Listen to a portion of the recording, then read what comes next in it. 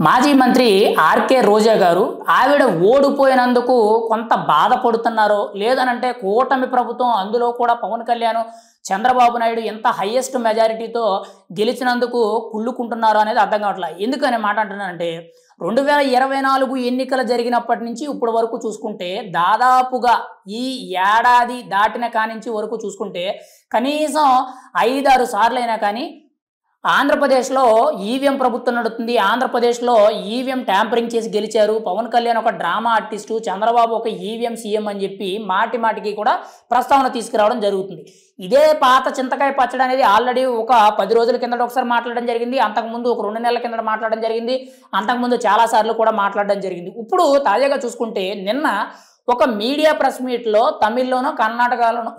తమిళనాడులోనో కన్నడలోనో మాట్లాడుతూ ఆంధ్రప్రదేశ్లో ఈవీఎం ప్రభుత్వం నడుస్తుంది, ఇక్కడ పవన్ కళ్యాణ్ ఒక డ్రామా ఆర్టిస్టు, చంద్రబాబు ఒక ఈవీఎం సీఎం అని చెప్పి ఈవిడ మాట్లాడుతున్నారు. ఇక్కడ రాష్ట్రం అంతా వదిలేద్దాం పోని, కేవలం ఈవిడ గెలిచిన అంటే గత 10 ఏళ్ల పాటు నగర నియోజకవర్గంలో ఈవిడ ఎమ్మెల్యేగా ఉన్నారు కదా, ఆ నియోజకవర్గానికి ఏం చేశారు అన్నది మెయిన్ పాయింట్. 2 పట్లు గెలిచారు కదా, అంటే 2014లో గెలిచారు, 2019లోనే గెలిచారు. 2 సార్లు కూడా వైఎస్ఆర్సీపీ పార్టీ తరపు నుంచి ఈవిడ గెలిచారు. కానీ మొన్న 2024 ఎన్నికల్లో ఘోరంగా ఓడిపోయారు. మొదటిసారి 2014లో గెలిచినప్పుడు ఈవిడికి కేవలం 879 ఓట్లు, అంటే సుమారుగా ఒక 900 ఓట్ల మెజార్టీతో గెలిచారు. ఈవిడ సుమారు 900 ఓట్లతో 2014లో గెలిచారు. మళ్ళీ 2019లో వైఎస్ఆర్సీపీ గాలి హవాలో ఈవిడ 2800 చిల్లర ఓట్లతో మెజారిటీతో గెలవడం జరిగింది. అంటే ఒక రకంగా చెప్పాలనంటే ఒక పంచాయతీలో ఒక సర్పంచ్ పోటీ చేస్తే వచ్చే మెజారిటీ ఎంత ఉంటుందో అంత ఈవిడ మెజారిటీ. మరి 2024 ఎన్నికల్లో ఈవిడ వచ్చిన ఓట్లు ఎన్నానంటే 62,794 ఓట్లు ఎన్నో సుమారుగా వచ్చినాయి. అంటే ఈవిడ ఓడిపోయింది ఎంత మెజారిటీ? ఏకంగా 40,000 పైచిలకు మెజారిటీలో ఓడిపోయారు. ఈవిడ గెలిచినప్పుడేమో మొదటిసారి గెలిచినప్పుడేమో 800 ఓట్ల చిల్లరతో గెలిచారు. రెండోసారి గెలిచినప్పుడేమో 2,800 ఓట్ల చిల్లరతో గెలిచారు. మూడోసారి ఓడిపోయినప్పుడు ఏకంగా 40,000 పైచిలకు మెజారిటీతో ఓడిపోయారంటే నగరి నియోజకవర్గ ప్రజలు ఆర్కే రోజా గారిని, మాజీ మంత్రి ఆర్కే రోజా గారిని ఎంత బాగా ఆదరించారని మనకు తెలియాలి. గత 5 ఏళ్ళు కూడా ఈవిడ వైఎస్ఆర్సీపీ ప్రభుత్వ హయాంలో తన అనుచరులను చెప్పుకొని చాలా మంది కూడా స్థానికంగా ఉన్న ప్రజల మీద, ముఖ్యంగా సామాన్యుల మీద, పేదవాళ్ల మీద స్థలాల దోపిడీలు, దౌర్జన్యాలు చేయడాలు, వాళ్ళ దగ్గర డబ్బులు తీసుకోవడాలు, వాళ్ళ కొట్టడాలు, తప్పుడు కేసులు పెట్టడాలు, ఇలా రకరకాలుగా చేశారు. పోనీ ఇది పక్కన పెడితే గత 5-10 ఏళ్ళు కూడా నగర నియోజకవర్గంలో ఈవిడ ఎంత డెవలప్ చేశారు, ఎక్కడ ఎన్ని రోడ్లు వేశారు, ఎక్కడ ఎన్ని సంక్షేమ పథకాలు అందించారు, ఎక్కడ ఎన్ని అభివృద్ధి పనులు, స్కూళ్ళు కట్టించారా, బడులు కట్టించారా, లేదనంటే మంచినీటి సదుపాయాలు కల్పించారా, డ్రైనేజీలు కట్టారా, లేదనంటే ఇంకా ఇతరత్ర కార్యక్రమాలు చేశారా, ఎక్కడ ఏం చేశారు? మీరు మొదటిసారి గెలిచినప్పుడే ఏకంగా ఒక పంచాయతీ సర్పంచ్కు వచ్చిన ఓట్ల మెజారిటీ కంటే కూడా తక్కువ వచ్చినాయి. మామూలుగా ఒక పంచాయతీలో 5,000 ఓట్లు 6,000 ఓట్లు ఉన్న పంచాయతీల్లో ఒక సర్పంచ్కి ఇద్దరికి పోటీ పడితే ఖచ్చితంగా గెలిచిన వాడికి కనీసం 3,000 ఓట్లకు పైగా మెజారిటీలు వస్తాయి. 3,000, 1,500, 2,000 ఆ చిలుకు వస్తాయి. కానీ ఆవిడికి అవి కూడా రాలేదనంటే ఈవిడ ఎమ్మెల్యేగా ఎంత బాగా పనిచేశారనేది మనం అర్థం చేసుకోవాలి. పైగా గత 5 ఏళ్లలో ఈవిడ నగర నియోజకవర్గానికి వైఎస్ఆర్సీపీ పార్టీ తరపున అధికారంలో ఉండేటప్పుడు ఎమ్మెల్యేగా ఉన్నారు. చివరి 2.5 సంవత్సరాలు ఈవిడ పర్యాటక శాఖ మంత్రిగా ఉన్నారు. కానీ పర్యాటక శాఖ మంత్రిగా ఎప్పుడైతే ఈవిడికి పదవి వచ్చిందో వెంటనే కూడా 1,50,00,000 పైగా పెట్టి తన కొడుక్కి బెంజ్ కార్ గిఫ్ట్గా కొన్నారు. అధికారంలోకి వచ్చిన 1-2 నెలలకి. అంటే ఎంత అవినీతి చేస్తే ఆ స్థాయికి వెళ్ళగలుగుతారు? పైగా పోనీ అది పక్కన పెట్టుకుందాం, పోనీ 2.5 సంవత్సరాలు పర్యాటక శాఖ మంత్రిగా ఉన్నారు కదా, ఎక్కడ ఏ ప్రాజెక్టులు తెచ్చారు, ఎక్కడ ఏ హోటల్స్ కట్టారు, ఎక్కడ ఏ పర్యాటక ప్రాంతాన్ని డెవలప్ చేశారు, ఎన్ని ప్రాజెక్టులు చేశారు? అవేవీ లేవు. కానీ చివరిలో ఆడుదాం ఆంధ్ర అని చెప్పి ఒక ప్రోగ్రాం ఏదైతే పెట్టారో, ఒక కార్యక్రమం ఏదైతే పెట్టారో దానికి సుమారుగా 300 కోట్లకు పైగా రాష్ట్ర బడ్జెట్ నుండి కేటాయిస్తే అందులో సుమారుగా 150 కోట్ల వరకు కూడా మాజీ మంత్రి ఆర్కే రోజా గారు అవినీతి చేశారని చెప్పి ఆరోపణలు వినబడుతున్నాయి. ఇప్పుడు ఆ కేసుకు సంబంధించి పూర్తి స్థాయిలో ఇన్వెస్టిగేషన్ జరుగుతుంది.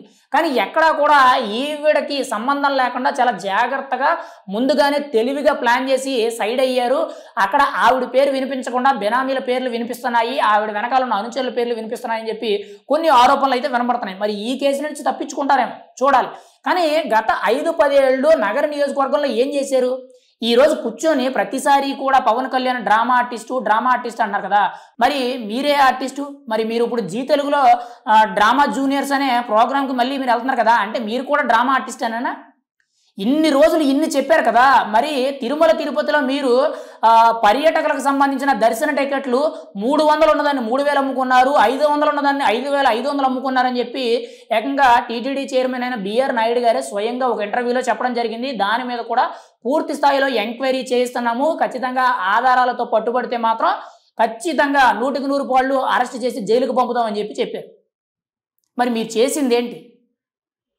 మీరు ఈరోజు కూటమి ప్రభుత్వం గెలిచిందని చెప్పి కుళ్ళుకుంటున్నారో లేదనంటే మీరు ఓడిపోయారని బాధపడుతున్నారనేది అర్థం కావట్లేదు. బాధపడే పక్షానైతే ఖచ్చితంగా దాన్ని అన్నిసార్లు ప్రస్తావించుకోరు. ప్రతిసారి ఈవీఎం ప్రభుత్వం అని మాట్లాడుతున్నారు. మరి 2019లో మీకు అంతంత మెజారిటీలు, మీ పార్టీలో ఉన్న వాళ్ళందరికీ కూడా అంతంత మెజారిటీలు వచ్చినాయంటే ఎలా వచ్చినాయి? కనీసం సంతకం పెట్టడం రాని వాళ్ళకి, ప్రమాణ స్వీకారం చేయడం రాని వాళ్ళకి మీరు టికెట్లు ఇచ్చి ఎమ్మెల్యేల కింద గెలిపించారు. మర్చిపోయారేమో, గతంలో ప్రమాణ స్వీకారం చేసినప్పుడు చాలామంది ఎమ్మెల్యేలకి, ఎమ్మెల్సీలకి ప్రమాణ స్వీకారంలో మాట్లాడే మాటలు నోరు తిరక్క ఆ వీడియోలు వైరల్ అయినాయి. మరి దాని గురించి ఏం చెప్తారు? మరి అటువంటి నేతలకు ప్రజలు ఎక్కడైనా ఓట్లు వేస్తారా? ప్రజలు కొన్ని సందర్భాల్లో గుడ్డిగా ఉంటారు, గుడ్డిగా ఆలోచిస్తారు అనుకోవచ్చు. కానీ ప్రతిసారి కూడా అదే విధంగా ఆలోచిస్తారనుకుంటే పొరపాటు. అది 2024 ఎన్నికల్లో మీకు చాలా గట్టిగా బుద్ధి చెప్పారని చెప్పి మనం చెప్పుకోవచ్చు. ఇప్పటికైనా కానీ ఈవీఎం ప్రభుత్వం అనడం మానేసి 2029లో నేను ఎలా అధికారంలోకి రావాలి, నగర నియోజకవర్గంలో నేను ఎలా ఎమ్మెల్యేగా గెలవాలి, మా పార్టీ ఎలా అధికారంలో రావాలి అనే దాని మీద పూర్తి స్థాయి సమీక్షలు చేసుకుంటూ ఒక పద్ధతి, ఒక ప్లానింగ్ ప్రకారంగా జాగ్రత్తగా ప్రజల్లోకి లోతుగా వెళ్ళి సంక్షేమ కార్యక్రమాలే కానీ అభివృద్ధి కార్యక్రమాల్లో మీరు కూడా పాలు పంచుకున్నట్లయితే ఖచ్చితంగా ఏదో ఒక రోజు ప్రజలు అర్థం చేసుకుని మళ్ళీ మీకు అధికారం ఇస్తారు. లేదు అనంటే ఖచ్చితంగా ఈ 2 సార్లు మీరు ఎమ్మెల్యేగా చేసింది ఎక్కువ కాబట్టి ఇంకా మీకు ఎమ్మెల్యే వద్దు, ఎమ్మెల్సీ వద్దు, కనీసం ఒక పదవి వద్దు, ఏమి వద్దు అని చెప్పి మిమ్మల్ని శుభ్రంగా ఇంటికాడ కూర్చోబెడతారు. మీరు ఆల్రెడీ ఏదైతే డ్రామా జూనియర్స్ అని చెప్పి ఒక కార్యక్రమానికి వెళ్తున్నారో, ఒక కామెడీ షోకి వెళ్తున్నారో ఇంకా పూర్తిగా కూడా వాటికి పరిమితం అయిపోతారు. పవన్ కళ్యాణ్ డ్రామా ఆర్టిస్ట్ అని మీరు ఏదైతే చెప్తున్నారో ఆయన కంటే కూడా మీరు ఇంకా పెద్ద డ్రామా ఆర్టిస్ట్ అని చెప్పి అందరికీ తెలుసు. అందులో ఎటువంటి సందేహం అనేది లేదు. మీరు ప్రతిసారి కూడా ఈవీఎం ప్రభుత్వం అని చెప్పి గుచ్చి మాట్లాడిన అవసరం. 2029లో మళ్ళీ కూటమి ప్రభుత్వం గెలిస్తే మళ్ళీ అవే ఈవీఎంల మీద ట్యాంపరింగ్ చేశారంటారు. మీరు ఎన్ని మాట్లాడినా కానీ ప్రజలు నిర్ణయిస్తారు. ప్రజలు న్యాయ నిర్ణేతలు. వాళ్ళు ఏదనుకుంటే అదే చేస్తారు. ఈరోజు కూటమి ప్రభుత్వం సరిగ్గా చేస్తుంది అనుకుంటే ఓట్లు వేస్తారు, లేదు చేయలేదు అనుకుంటే ఖచ్చితంగా వాళ్ళని కూడా అధికారంలో నుంచి దింపుతారు. అందులో ఎటువంటి సందేహం అనేది లేదు.